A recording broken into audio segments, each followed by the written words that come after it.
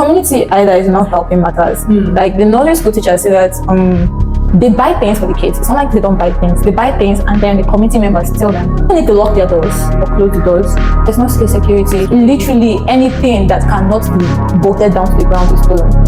Hello there. Welcome to Y4Red Talk Show. On this platform, we talk about issues relating to early childhood education. And today, I have with me amazing guests in the house who are going to educate us and let us know more about early childhood education in Nigeria. I am Raptor Chiman, your host for today, and with me on my right is Miss Florence Naji. And on my left is Miss Ebebu Jennifer. Ebebu Jennifer is the Assistant Program Officer for the Rural Nursery Project of the Y4Red Initiative. And Miss Florence, is a volunteer for the Eboyi Literacy Project. And today we're going to be discussing what early childhood education is and challenges that people face or challenges with early childhood education. As people in the forefront, field workers, people with experience, and how we can go about making a change in the community and the impact that quality early childhood education can have on children, can have on the society, especially when it is free. Do not touch that dial, because today promises to be very insightful. Without much ado, we're going straight to what we have for you today. So you might be asking, what is early childhood education? It looks pretty long, right? So my guest in the house today will be demystifying and breaking down this concept to the best of your knowledge. So Ms. Jennifer, can you tell the audience what early childhood education is about? Okay, most times people mistake early childhood education for just primary education, but it's been shown that the most development children have is from 0 to 5 years old. And so nursery school education is the foundation of learning. What you teach children at that age gets easily absorbed and becomes the foundation for further learning in literacy, numeracy, and cognitive learning. Okay. Do you have anything to add to that, Ms. Flora? Yes. Okay. Early childhood education is not mainly about academics. Some people mistake it for being only about academics, then forgetting about the basic needs and the morals that tends to associate with it. So today we're also going to be talking about the challenges that is associated with it. You're saying something that it's not really about it's not just about academics. Yes. Okay, as people who have been in this field and working with Y4Red Initiative, an NGO dedicated to promote and advocate for early childhood education for children in Nigeria. And as you know, we've been working in the field as an assistant program officer, as a volunteer. Can you let the public know more about your experience so far? Okay, I'm going to come to you, who is working on the Rural Nursery Project. Okay. And then you'd say yours as someone in the Eboyi Literacy Project. These are two different projects, but tilted towards this thing. Right, so from your experience as a field volunteer, what can you say, like, for the children you've been with, how it's affecting them? Why you think this is very integral? Why you think the government should, put emphasize on this, and other NGOs, everybody should work to enable children in Nigeria have access to free, basic early childhood education? Okay. I volunteered with my team at Achara Primary School, Ugwachara, and then I dedicate 3 hours of my time every week to teach children. And then not just teaching children, I teach them morals, but then they don't get proper teaching. And then they tend to forget what you teach them easily. I've been there for a while, and I've noticed something that a lot of them are older than the class, like age-wise. A lot of them shouldn't be in the class again.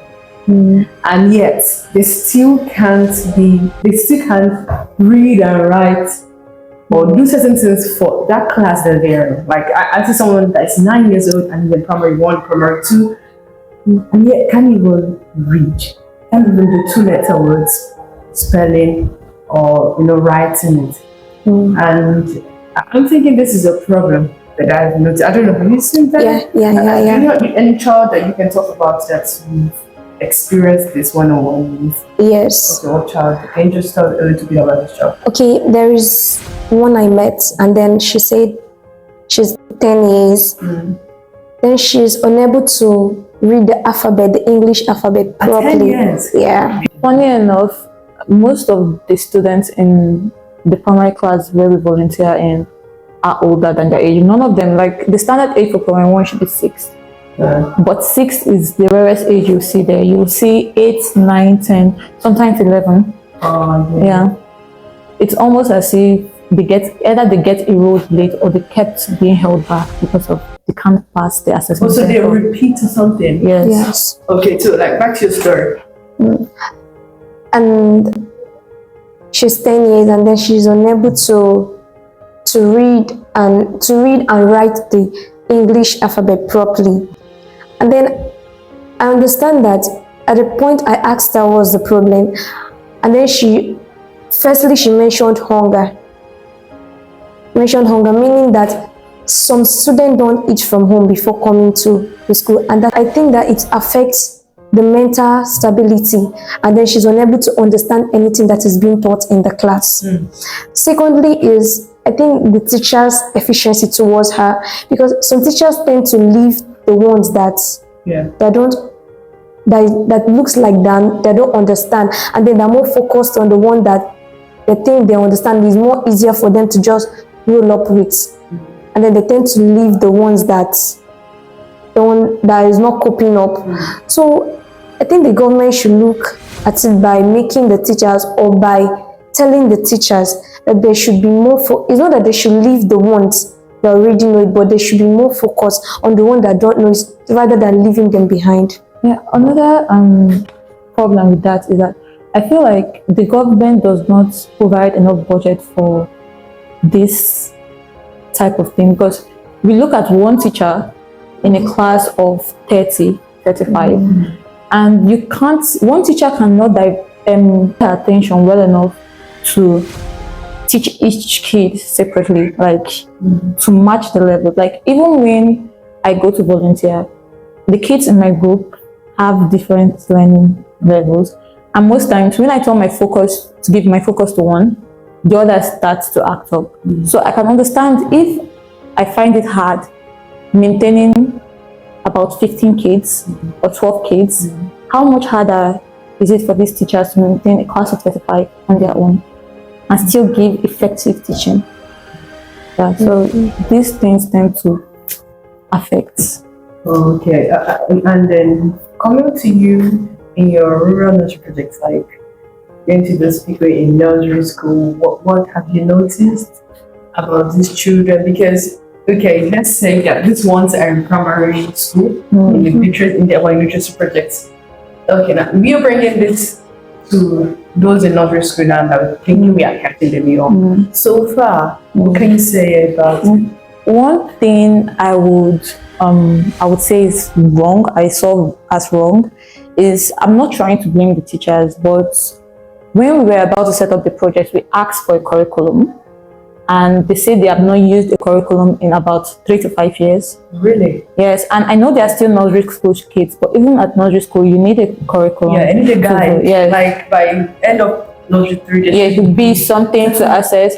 And when I've not fully sat down to witness an entire class, so I can't speak completely, like I can't be completely right, but most times we do rhymes and songs, and yeah, which is good, which is very, very good training for nursery school, but you still need that physical cognitive learning, like the teachers are sitting down, the kids are sitting down, and they're all learning.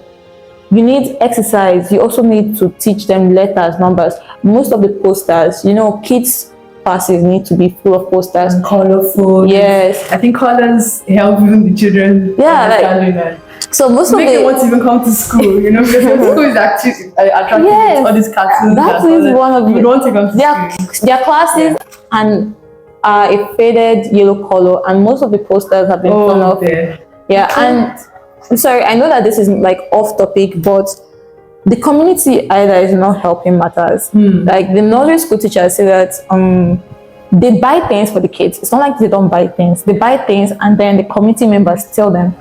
So even the infrastructure. What do you mean by that, sorry?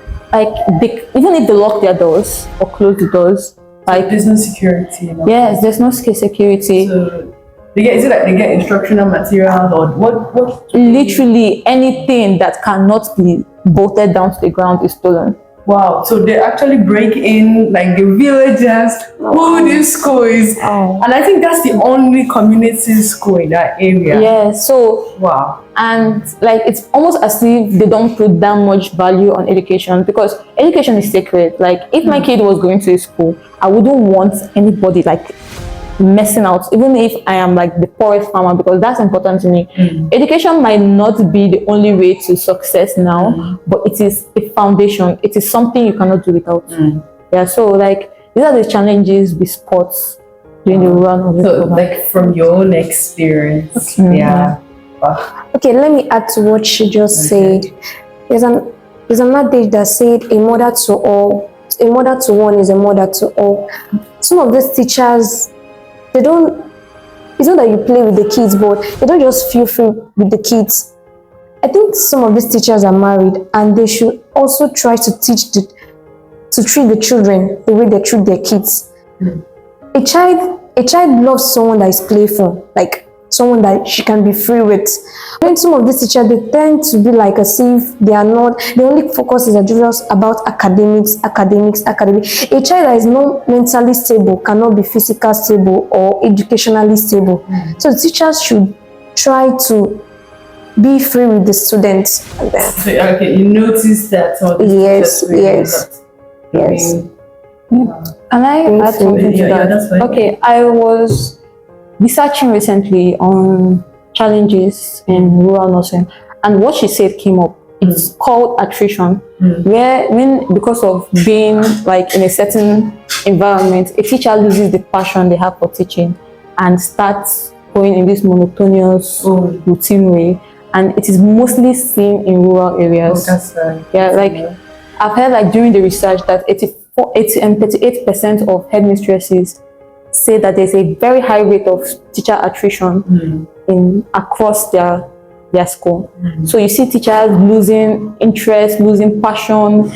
They teach as if like they are just routinely going through the day. Like because of teaching is not fun when you can't have the materials or the infrastructure, all the things you need to give your child a good education. So at one point, instead of getting disappointed, you just get indifferent to the situation. wow. Okay, let me add to what she said. I think the main cause of this is majorly about cultural and language diversity.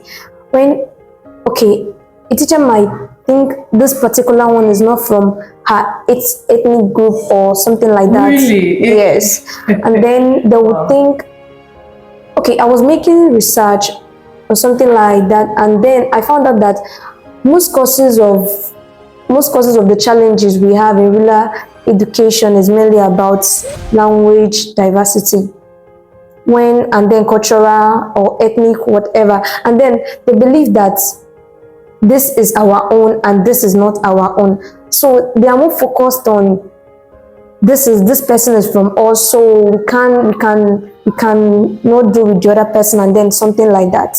Okay, So- did you experience something like that in this place that you volunteer in this community school? Okay, I've not actually experienced, but I think I've seen someone that her name, because you go through the child's record and then you find out that their names are different. So from there you can know where this particular person is from.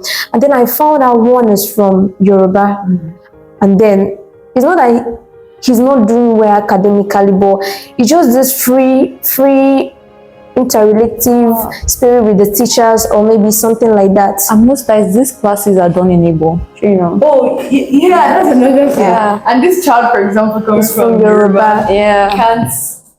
It's true because. Okay, yeah. And sometimes to bring whatever they are teaching down to these students' understanding. Yeah. They speak their native languages. Yes. And in this case, it's an Igbo setting, right? Yeah. So foreign students from other places don't get to fit in because they speak local languages if they don't hear. Yeah. Okay, I think that's a big thing. You can see how engaging this is. They're literally saying what they're saying from their own field experience. Like they have facts. So if you'd like to be a part of this organization, can you contact the number on your screen or check in the link in the description below. We'd like to have you with us. We are open to volunteers, open to sponsorship, open to donation, open for as many people that will be part of these big projects that we are doing as part of this big thing. And we believe that every child in Nigeria has a right to not just education, but right to quality early childhood education. Say that again. Like the physical and financial cost of education becomes higher than the cost of no education. That's a lot. Wow. There's a lot in that. Yeah. Wow. Continue. So when you're desperate, you tend to choose the lesser cost. So parents now stop their kids from going to school. They're like, after all, they can go to primary school. Because let's just tell the truth, a lot of Nigerians don't really see the essence of nursery school. Yeah. They think they need to play. Exactly.